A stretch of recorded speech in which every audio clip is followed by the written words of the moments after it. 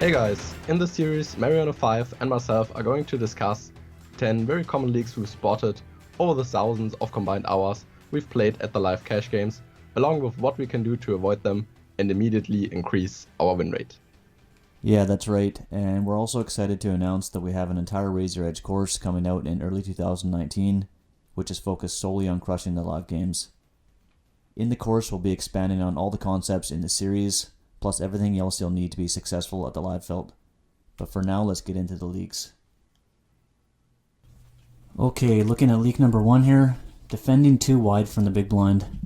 So this is an incredibly common leak in these games. You'll see it all the time. Players have the idea that because they have some money invested and because they're getting an okay price on their call, that they then should start defending super wide. But the reality is, once you've posted that big blind, it's no longer yours, it's part of the pot. And of course we are getting a reduced price because we have posted the big blind, but that definitely doesn't give us permission to start defending with a bunch of trashy hands. Another very common line of thinking is that maybe because we have a skill edge over our opponent and we feel like we can outplay them post-flop, that this again gives us permission to start defending super wide from the big blind. But the fact is, even the weakest players are going to pick up strong hands, and it's just going to be too tough being out of position to make a profit with a weak range versus their opens. There's also a couple more reasons for this, which I'll get into now. One of the main reasons is that in these games, the raise sizes are often 4x, 5x, and even bigger as a standard open size. So a lot of people see tournament poker on TV where players are min-raising or maybe making it 2.5x in a lot of spots. And there's also antes in play. So when it gets back to the big blind, they're getting super good price. They're also playing much shallower stacks often. So there's a bunch of different reasons why they're defending super wide in those games. But it's going to be much different in these games. Also, the fact that we're out of position is a major factor. It's just going to be too hard for us to overcome our positional disadvantage throughout the hand. Being out of position, we're not going to be able to realize near 100% of our equity with most of our holdings. So what I mean by this is that it's going to be very tough to get to showdown and realize all our equity because we can't control the size of the pot and we don't have as much information being out of position. So it just makes the whole hand very tough. And we definitely don't want to overlook this because the power of position in no limit hold'em is just massive. So if we are looking at playing a pot out of position, we definitely want to be coming into it with a strong range. There's also going to be a ton of reverse implied odds with weak holdings if we defend too wide.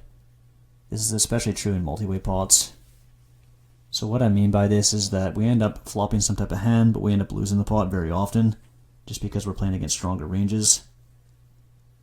This is especially true with the disconnected offsuit hands, so we end up hitting top pairs very often, but we just end up losing to better kickers or over pairs or whatever. So for example, you're defending a hand like King 7 offsuit, 10-2 suited.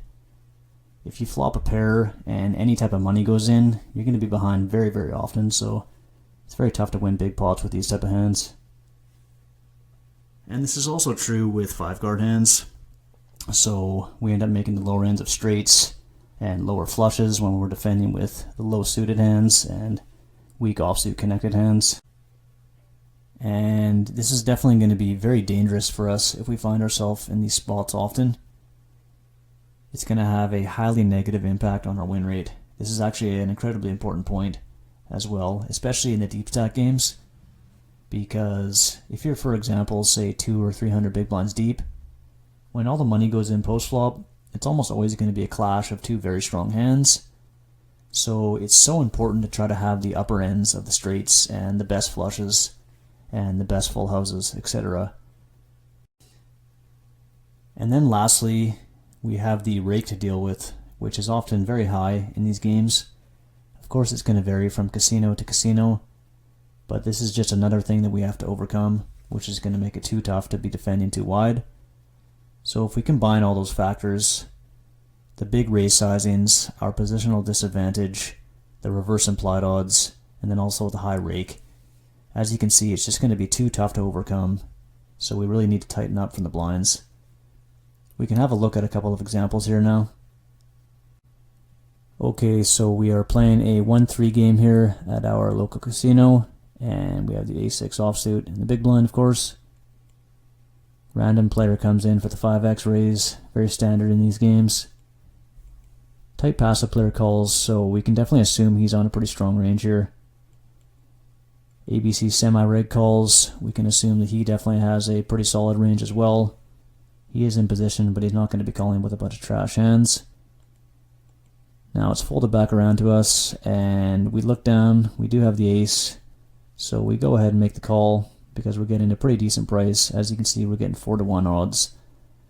So we flick in the call, but if we think a little bit more about the hand, it's definitely going to be a better spot to just make a tight fold, because as I talked about with the reverse implied odds, this is a perfect example. A6 offsuit plays terribly in a multi-way pot, especially out of position, especially against a 5x raise.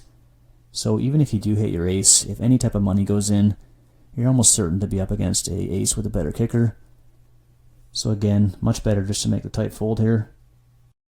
Moving on to the next hand here, 2-5 now, and ABC regular comes in for the 4x raise from early position.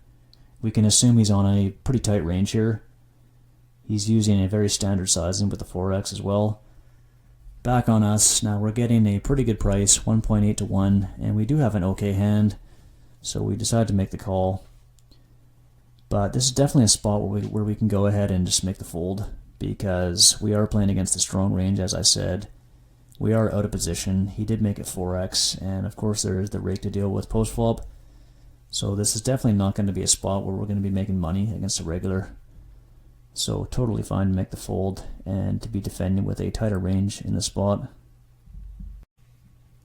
So that brings us to our solution now, which is, as I'm sure you've guessed it, to remain patient and just defend with a stronger range.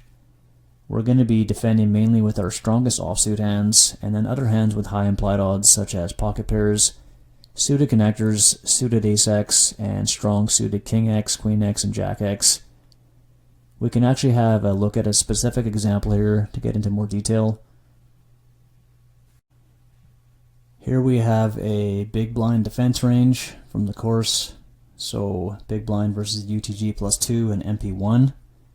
This is going to be the same as the Jack-9 offsuit example I showed you guys earlier.